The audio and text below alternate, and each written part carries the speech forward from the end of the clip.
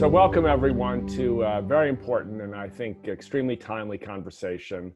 All over the world for over 100 years, the Lions Clubs, members of Lions Clubs in countries, Northern Hemisphere and Southern Hemisphere, all over the world have responded to crises, have responded to grinding issues of inequality, have responded to the needs of the human family with a simple message: we serve. It has resonated around the world as children have received sight, as Special Olympics athletes have received an opportunity to play, and millions, literally millions of people have been given the chance to participate more fully in society because of the service of Lions. I'm proud to be in conversation with Lions all over the world, but especially with President Gudrun Yngvadottir, who is representing this global community in this time of crisis. Welcome, Gudrun. Thank you so very much. It's a great honor to be with you today. Thank you, thank you. So I think people are curious in this time when we're isolated. How does service still capture, how do we still serve in moments like this? Oh, thank you. There are so many ways.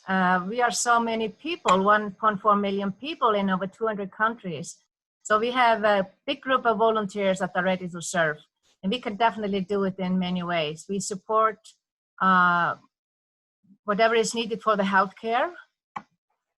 We buy equipment, ventilators, protection equipment, everything needed for hospitals and home for elderly.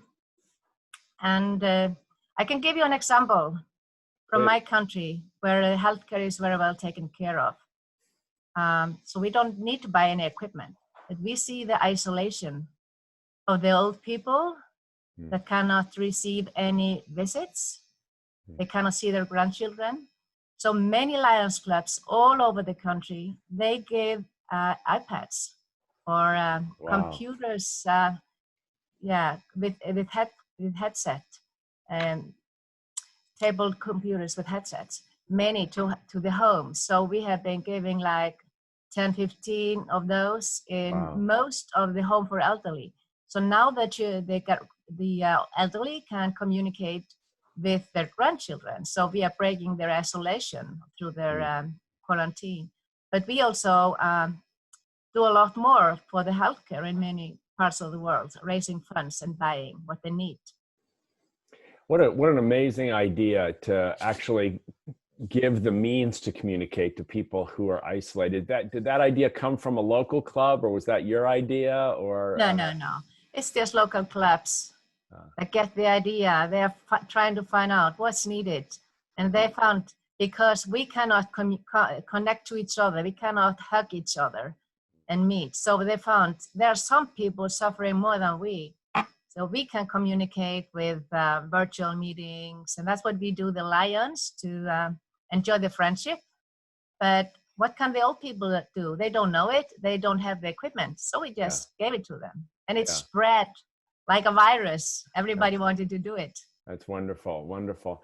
You know, one of our Special Olympics athletes, Loretta Claiborne, said, "Isolation is not new to me." She's a woman in her mid-60s, a runner, a global spokesperson. You've met her, President Gudrun. For people like people with intellectual disabilities, like now the elderly, we're seeing the inequalities in countries around the world.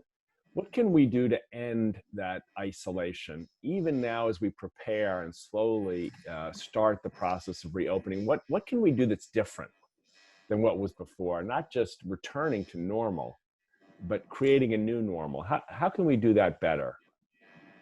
I think it's exactly right what you said. We have to create a new normal. And I think this pandemic has taught us a lot of important things. We can use other means.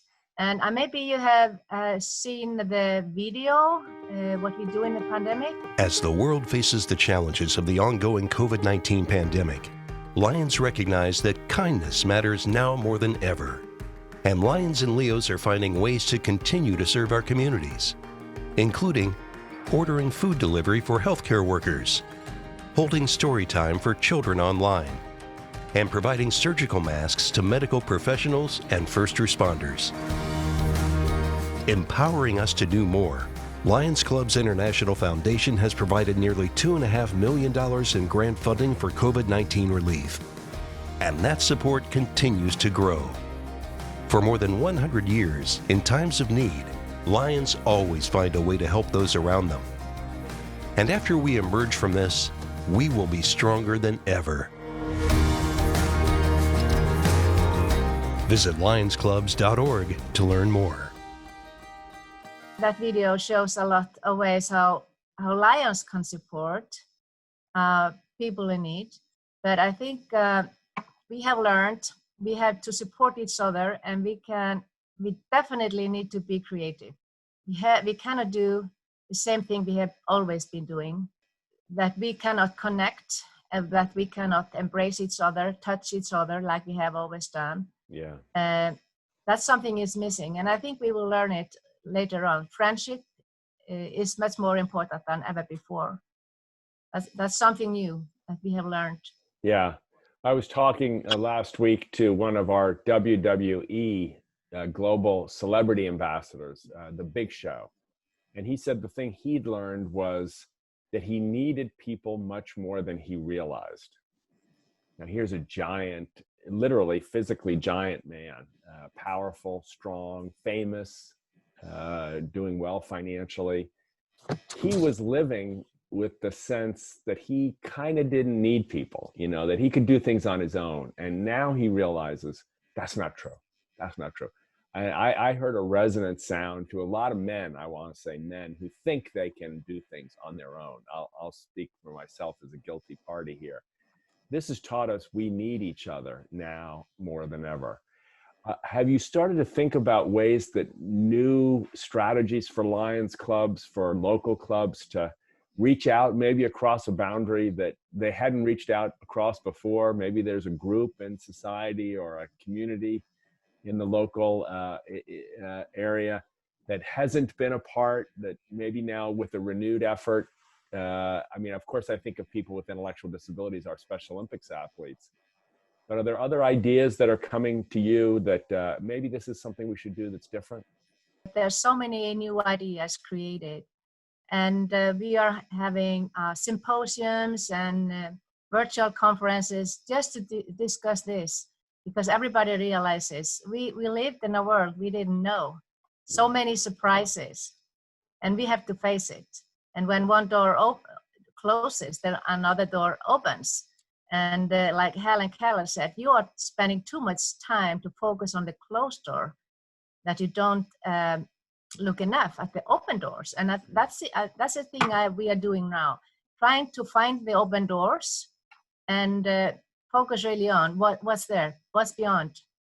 And I don't have the answers what we are going to, but we have certainly been trying our best to reach those vulnerable, don't have the same opportunity as we do. You referenced Helen Keller, and of course everyone in Lions knows the story, but others might not know that she addressed the Lions Clubs International and asked you to be Knights of the Blind, asked you to take on the mission of supporting and serving and trying to provide healing to people who were struggling with blindness, partial or complete blindness.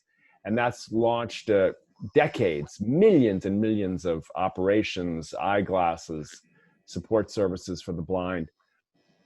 You said just a minute ago, we lived in a world we did not know. I think those are beautiful, beautiful words and deeply challenging. You know, we talk in the Special Olympics movement about inclusion, making the table big enough so that every gift is valued and every person is welcome. It seems like Lions clubs are moving inclusion to not just people with intellectual differences like our Special Olympics athletes, but to many other groups. You're describing inclusion extending beyond any one group to include new and more creative strategies, even at the local level. That's so important, and that's what I feel when I joined Lions Clubs. It was kind of my thought. I want to include those in need, whatever the need was, disabilities or anything else. So inclusion was a kind of my drive. So it's so powerful. You know, we're fond of saying that in the last couple of weeks that we're in a pandemic of disease, but we can only cure it if we also cure the pandemic of division. We cure both division and disease through inclusion, through making sure that everybody gets a chance. Madam President, thank you again for all the work you've done, your own personal lifetime of service, but also for the millions and millions of people who have benefited from the generosity and the service of our fellow Lions and Leos around the world. Thank you.